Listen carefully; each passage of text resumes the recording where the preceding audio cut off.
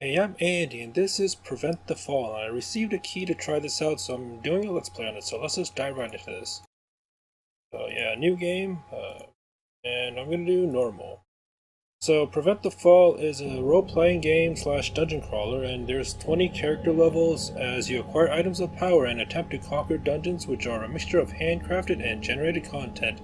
And I'll link to the Steam page in the description down below for those that are interested. And this is both VR compatible and non-VR, so you can play it either way. And it says that multiplayer co-op is supported, but I'm just playing here by myself. So welcome to Prevent the Fall. Thank you for purchasing Prevent the Fall. Welcome to the tutorial. Please move forward so we can get more information about your control options. To do that, use the WASD keys, your motion control thumbstick, or the D-pad on motion controllers. The right motion controller uses teleporter movement and the left hand uses trackpad / thumbstick movement by default.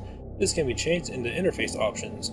I don't know if the two periods there were on purpose or not, but you can strafe by using the middle mouse button or gamepad triggers while moving. Okay. You can also strafe by A and D, so that doesn't look that great, but I'm sure it looks better in VR. But not here to judge. I'm not here to judge based off graphics. So seems like the pretty standard controls. Let's close this. Hopefully, I won't miss anything. There's a skull on the bottom there. So can I pick that up? Nope. Control seems solid so far. Everything seems smooth. Treasure chests. You will find treasure chests in most dungeons you visit. You will automatically loot the contents by moving in front of it.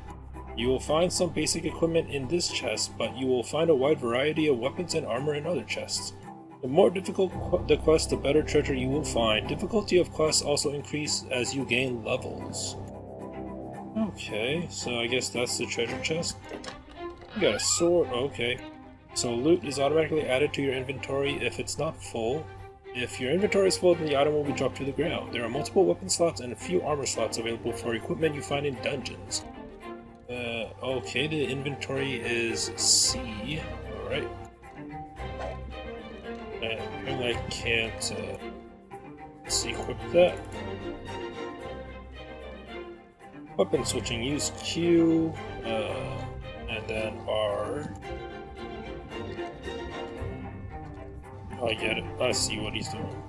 Alright, I think I got this. You might want to try the stuff out as well, or yeah, whatever.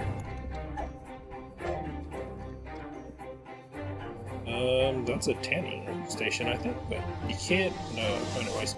Door to the east is now unlocked. Please continue east. Okay, there's flipping. Dungeons can be filled with many perilous traps. In some instances, there are ways to disable them. Okay. I'm sure there was a way to, it said how to disable the trap, so...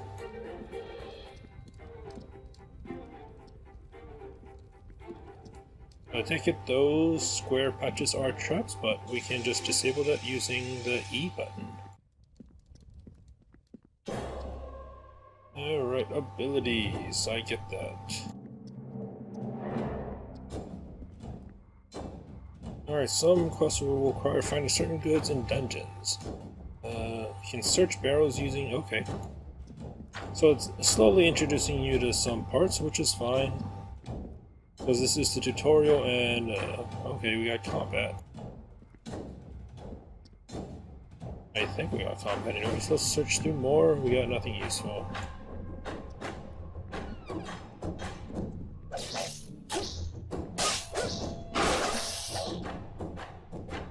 Alright, so it seems like we can't really... there's limited movement when you're fighting, at least with the situation, or with the sword and shield, because I tried strafing and it didn't work. I just was locked in combat. Alright, return to the northern chamber and defeat the goblin. I wonder what I look like. I look kinda angry. I mean, if I was trapped in a dungeon, I would be angry.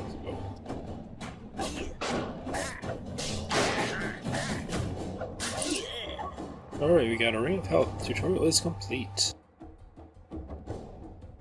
Alright, exit the dungeon using the system menu, and we can exit the dungeon. Okay.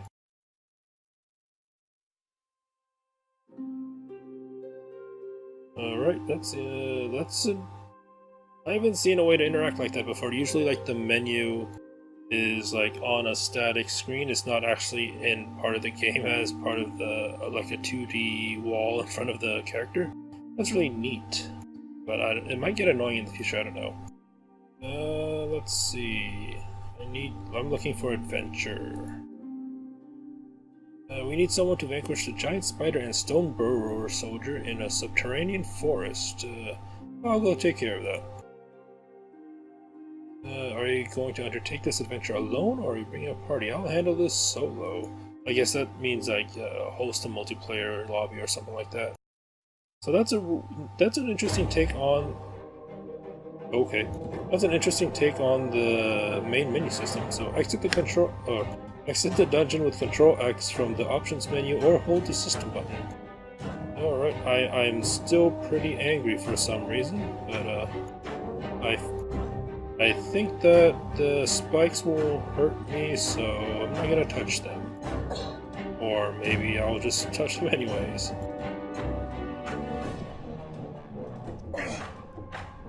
And see, it sucks that the double tap. Apparently, I can headshot with the sword.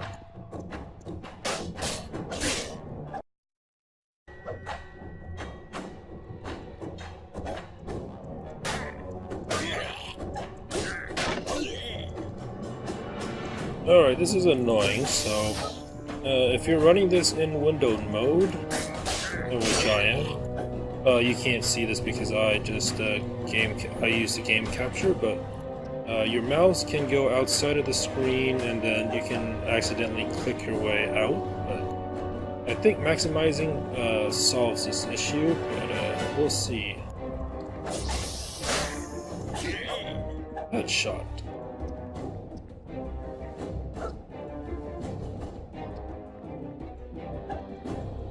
Alright, now I can't move my mouse. Oh, there we go.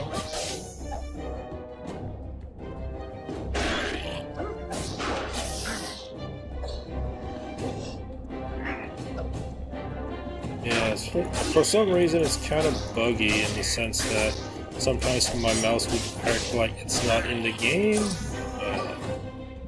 I feel like, yeah, sometimes it feels like my mouse sometimes will act like it's not in the game. When I click on it, then I don't know. Anyways, yeah, ow. That's a small issue, but that's a small issue with a lot of games if you put it in windowed mode. But I don't know if that's easily fixed or not, but it is there. And I forgot to mention that this is an early access game, and the developer seems to be updating this a lot. So maybe that'll be fixed in the future, but I'm sure that there are things that are in the pipeline that take precedent, so I just want to point that out.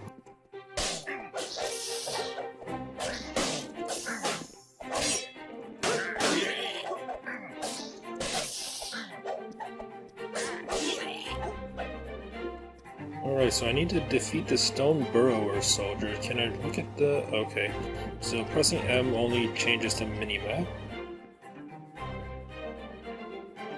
Oh, there we go. Health and magic. So, like, I have to click inside after I attack to move my camera. So I'll attack once, and you can't see this, but I'm moving my mouse left and right, but it's not moving at all. I have to click again and to make it move for some reason. So that might be annoying. But otherwise, it's fine. The level design seems okay, but with the mixture of handcrafted and generated content,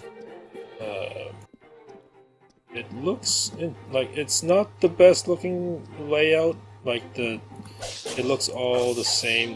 Like the walls, the ceilings, and the floor, they all look the same. But gameplay-wise, it's kind of solid. Even though, like for a hack and slash, it's pretty solid.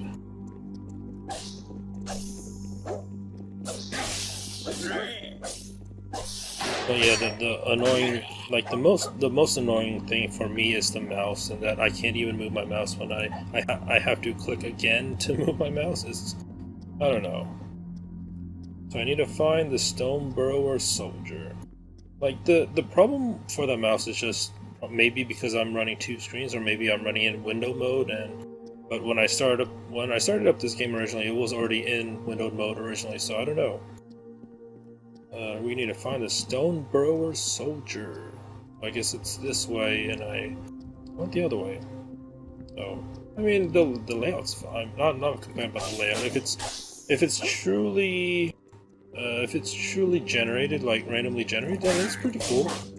It leads to a lot of replayability, I think. But yeah, like, my one main gripe with this is the camera for now. But like I said, it might be fixed when it releases to the full version, but I never know. So I think on the Steam page, if it's not on sale, the game is about $15. Quest completed. You are now level 2. And I get an achievement, new recruit. Alright. I wonder how deep this dungeon will go, because we can just exit from the options menu or the... I guess this is the final room. So, yeah.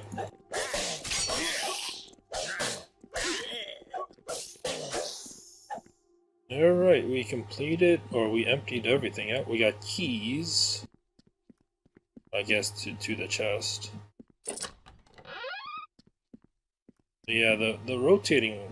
Yeah, it's not even rotating unless if I press press a button on my mouse, so I don't know about that.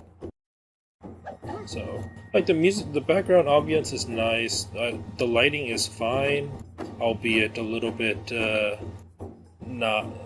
Like, as you can see, it's a little bit not, centered, but, like, overall, like, the mood, and there's nothing inherently bad about this game, it's just not terribly great, so take that as you will. So let's just do... let's exit the dungeon, actually.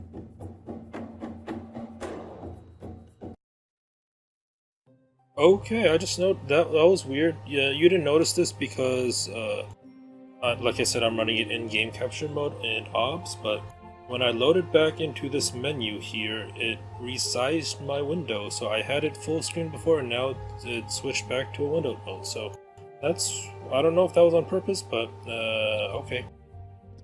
So yeah, let's... I need to tweak my gear, maybe? Let's see what they have. So there's all... Ooh, so I was running it in medium. I didn't know that. Let's run it on high and let's check. Windowed full screen. Okay, there we go. So let's check out what the settings look like. Turn around to interact with the Tavern Keeper. And here's our storage, and we have a lot of things here. But yeah, let's just see what more levels would it looks like. So sewers. So I'll go take care of that. So apparently you can host online, you can host LAN, and you can join someone else's party. I don't know how the browsing technique will work, but it is what it is. Alright, this is what the sewers look. So first, like, my first impression is that it's already totally different than the previous, so I guess, like, the previous mission was just all stony, like a castle, but this is the sewers. It looks completely different. The mini-map looks completely different as well. Like, before, in the previous mission it would just show room by room, now it just shows area for some reason. So, I mean, that is what it is. So I guess the changing it to windowed full screen mode fixed the mouse problem, so I guess if you're having issues with the camera being in the windowed mode, I guess switching it to windowed full screen fixes this issue, so yeah, there we go. The monsters, there's not a lot of variety, but then again, I've only really played the one mission and then this mission here, so take that as you will. Like, I'm only seeing the large spiders and the goblins for the most part. Like, I don't see any other minions, but I could be wrong. There could be more later on. So I'm probably just going to finish this mission and then call it a day for this Let's Play. So we have to just scout the dungeons, so... Alright. And the minimap reminds me of just like Pipe's Dreams, where he can just put blocks and blocks of pipes. And luckily there's no rushing water, so... But the layout just reminds me of that. So all we need to do is just scout the dungeon? Let's just run. Let's just scout. You need to explore the dungeon in its entirety. That's what I'm trying to do.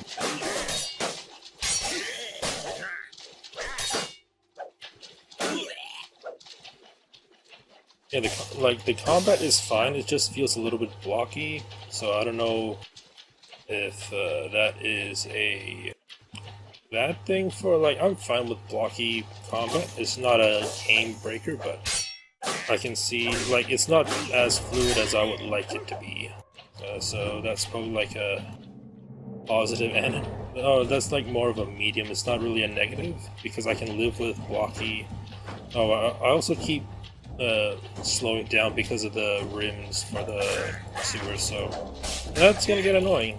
I could jump past them, but let's just go there. The jumping animation just seems a little bit wonky too.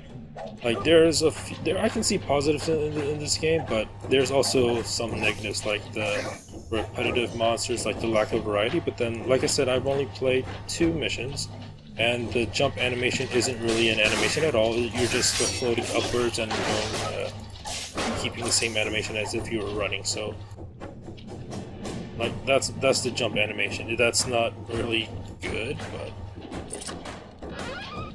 Alright, how much... where else am I missing? So...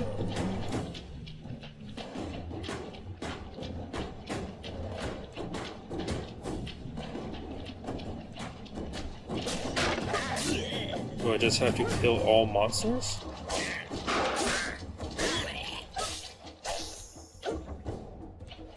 Oh, there we go.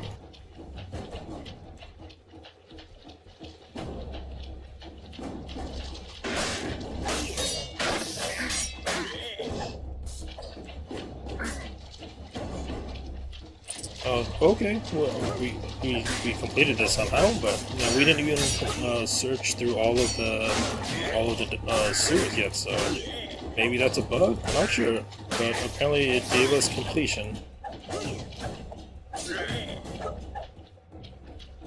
Like, as you can see, there's still more sewers to the top right and the bottom of the minimap, but yeah, let's just go back to the main menu, or the whatever it wants to be called, but...